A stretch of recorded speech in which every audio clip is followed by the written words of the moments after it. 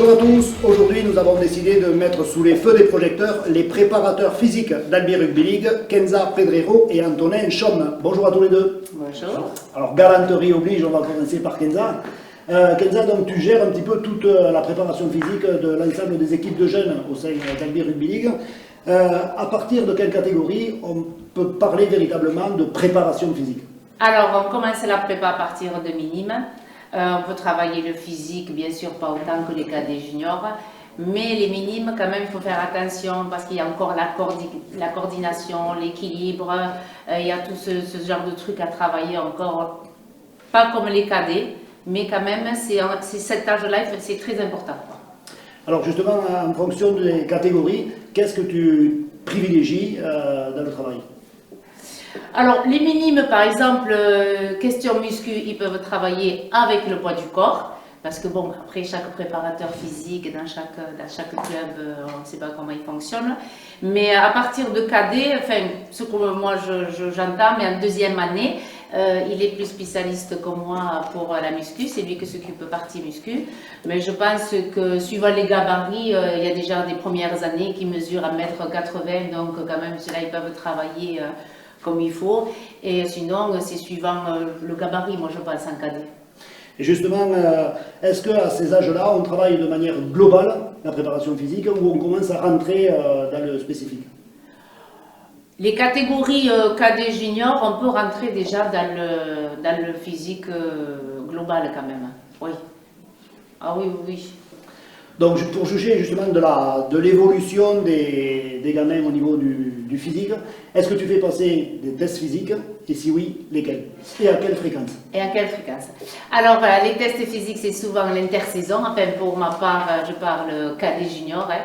Et on est obligé de faire une différence parce que tous ne courent pas de la même façon. Il y a des avant, des arrières. Donc, je fais ces tests physiques justement pour travailler avec deux groupes différents. Sinon, on ne peut pas travailler tous en même temps.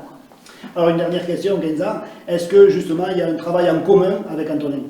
Ah oui, tout à fait. Oui, déjà, bon, je pense qu'il est un peu plus expert que moi au niveau muscu, mais je demande beaucoup de conseils déjà pour la muscu, puis certains trucs sur le terrain aussi, je lui demande est-ce que c'est bon ça, est-ce que c'est pas bon, mais il me donne des bons conseils. Il n'est pas radin de ce côté-là. Très bien. Allez, merci Kenza, on va passer justement à Antonin Chaume, le préparateur physique, donc entre autres de l'équipe 1, mais aussi du 19 je crois. Moi je m'occupe juste de l'aspect muscu. C'est Kenza la préparateur principale des U19 qui s'occupe de tout ce qui est terrain. Moi, je m'occupe de la partie muscu. Alors, on va rembobiner un petit peu le film et on va repartir sur la préparation physique de l'intersaison. Comment ça s'est passé cette année?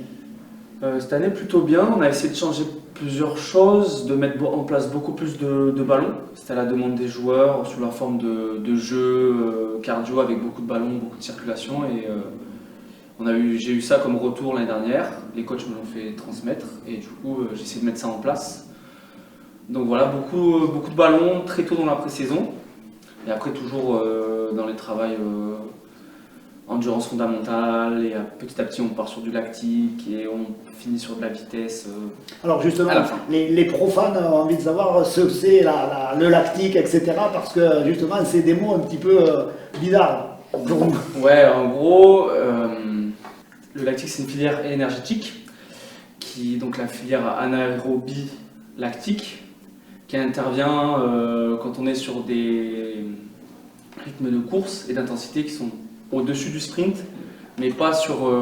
par exemple, le lactique, on ne peut pas le tenir plus de 6 minutes. Au-dessus de 6 minutes, c'est de l'endurance et on ne pourrait pas tenir une allure lactique dans ce genre de filière. Donc voilà, et moi ce que j'aime bien travailler, c'est sur des fractionnés longs, donc du style au-delà de 1 minute. J'aime bien être dans le 2 ou 4 minutes et faire peu de récup. Donc j'aime bien garder un quart. Donc si on court 4 minutes, on garde 1 minute de récup sur des distances prédéfinies. Ou sur, par exemple comme je l'ai dit, sur des conditioning games où pendant 4 minutes ça joue non-stop, non-stop, non-stop, 1 minute de pause et on repart. Voilà. D'accord. Alors, une bonne préparation physique, c'est combien de semaines avant le premier match de championnat? Oula, alors. Les questions bien. Alors, ce n'est pas 8, malheureusement, 13, je trouve qu'on n'en a pas assez. Ça dépend vachement du calendrier.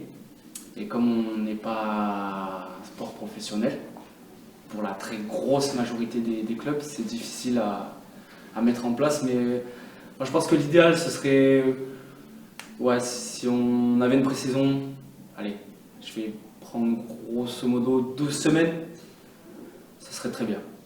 On aurait le temps de travailler, de bien séquencer ce qu'on veut faire, ce qu'on veut apporter aux gars, et même eux auraient le temps de vraiment travailler pour arriver au premier match en ayant déjà des automatismes. En fait. Voilà. La vitesse et l'explosivité sont deux des qualités qu'on demande aux joueurs de rugby à 13.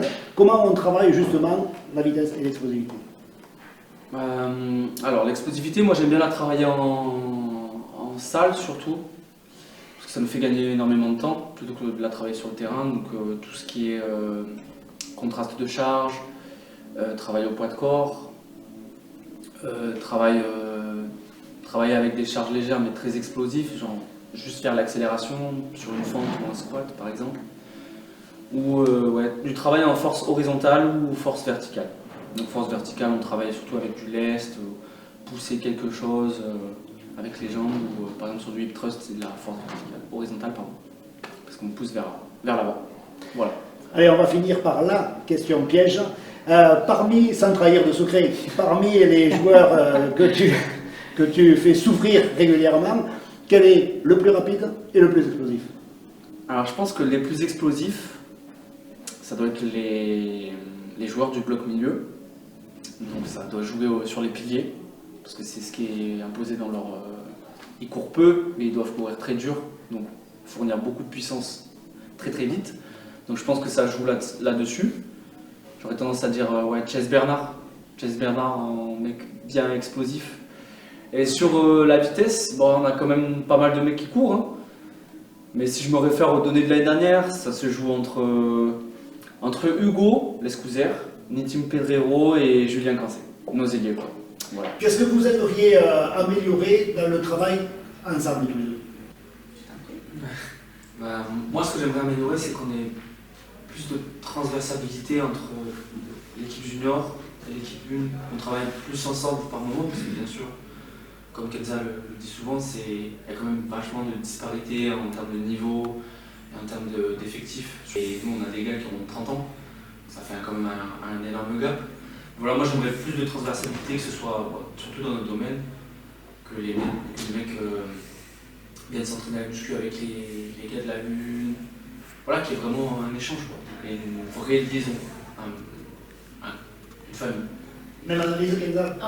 Oui, tout à fait. Mais si on arrive vraiment à faire ça, ce qui est intéressant quand même, ce serait bien qu'on travaille aussi avec nos jeunes, qui puissent monter en équipe 1. Tout ce travail qu'on fait, c'est le but. Et on aimerait pousser un peu plus avec Antonin pour que, voilà, déjà les entraîneurs les remarquent, ils voient comment ils travaillent, comment ils se donnent, et ça serait bien parce que je trouve qu'on n'en sort pas beaucoup de jeunes parce que, bon, bien sûr, ils sont scolarisés, puis cet âge-là c'est compliqué, il y a autre chose, mais au moins qu'on puisse travailler avec nos jeunes qu'on a...